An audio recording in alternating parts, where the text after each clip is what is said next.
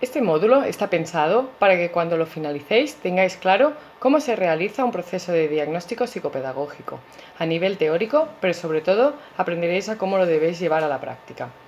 Para poder entender el actual concepto de evaluación y diagnóstico psicopedagógico, os presentamos el primer tema, donde se os explica cómo hemos llegado hasta el momento actual y contextualizando todos los modelos teóricos. Se presentan los más importantes que surgieron en el pasado y los que son actualmente los más relevantes. Entender la evolución que se ha producido nos ayuda a poder ser críticos con los modelos existentes. En este caso, os plantearemos y explicaremos el proceso de diagnóstico psicopedagógico desde un modelo sistémico, por lo que tendréis que entender muy bien cuáles son las bases teóricas de este. En este primer tema, en que iniciaréis la lectura, también se os presentarán los test y cuestionarios que existen actualmente para que tengáis la base necesaria para poder desarrollar después todos los temas expuestos. Es importante que conozcáis qué test existen, qué objetivos buscan y las edades de aplicación. Se os presentarán casos prácticos con los que tendréis que escoger qué test necesitáis y justificar vuestra elección. Ya en el segundo tema, es importante hacer hincapié que se presenta como un tema paraguas. Lo llamamos así porque los temas que lo siguen, el 3, el 4 y el 5, son nombrados aquí, pero desarrollados en el tema correspondiente. Lo que se presentará son todas las fases del proceso de diagnóstico, para poder tener claro qué es lo que se debe hacer en cada una de ellas. Es sustancial tener claro el concepto de por qué hablamos de proceso diagnóstico y no solo de diagnóstico o evaluación. También tener claras las fases que existen y en qué consiste cada una.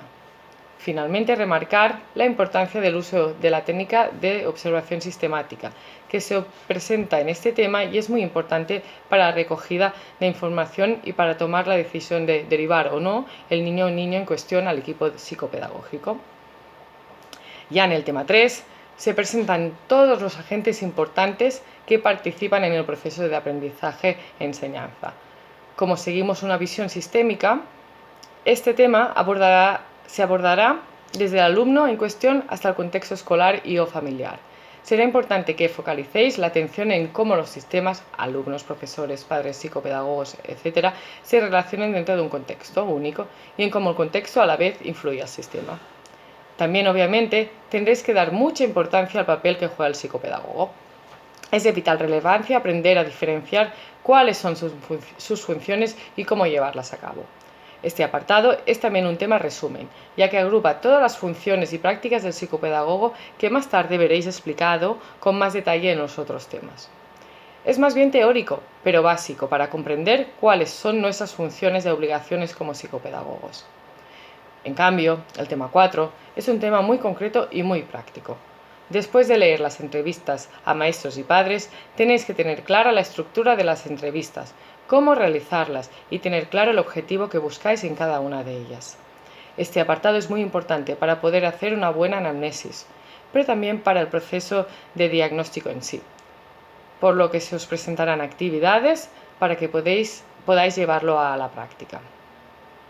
Ya en el tema 5 aprenderéis a construir y escribir un informe. De igual forma sabréis hacer un dictamen, en los casos que sean necesarios. Aun siendo la última parte del proceso, no es por ello menos importante. Aprenderéis a saber qué hacer y qué no hacer en un informe, cómo redactarlo, su estructura y sus partes más importantes. En los informes se refleja todo el proceso hecho anteriormente. Por eso es importante que os fijéis en el ejemplo práctico explicado, donde veréis todo lo que se os ha expuesto teóricamente en un caso real. Eso os ayudará a tener una base de cómo queremos que sean vuestros informes en los ejercicios prácticos que os presentaremos. Finalmente, en el tema 6, se nos muestra unos modelos de escuela que ya no son el futuro, sino una realidad. Es importante que mientras estéis haciendo esta materia, seáis críticos con los modelos clásicos que conocéis, por vuestra práctica o por vuestra propia experiencia, o por lo relatado en el módulo. Pero de igual forma, busca la crítica en los modelos actuales, qué nuevos logros se han conseguido, pero también cuáles son las dificultades de conceptualización o de implantación. Para poder conseguir una escuela inclusiva, son necesarios muchos cambios. Este apartado es teórico y reflexivo y una oportunidad de cambio. A nivel práctico, destacar que El ejemplo práctico es el mismo caso en los 6 temas, pero focalizado en la información de interés según el apartado en cuestión. Es un caso real, en donde se han cambiado los nombres y los apellidos de la niña. Esta materia empieza el día 27 de noviembre y finaliza el 11 de enero, por lo que se realizará a lo largo de 6 semanas. Están previstas 4 actividades, la primera con fecha de presentación el día 4 de diciembre y la segunda el 18 de diciembre. Ya habiendo empezado el nuevo año, hay una fecha de entrega para la actividad 3 el día 4 de enero y el día que finaliza el módulo se tiene que presentar la actividad 4. La actividad 1 se centra en el tema 1, conceptos y modelos de evaluación psicopedagógica. La actividad 2 incluye el tema 2 y 3, por lo tanto los participantes de la formación como protagonistas y agentes del proceso de evaluación psicopedagógica y elaboración de diagnósticos psicopedagógicos.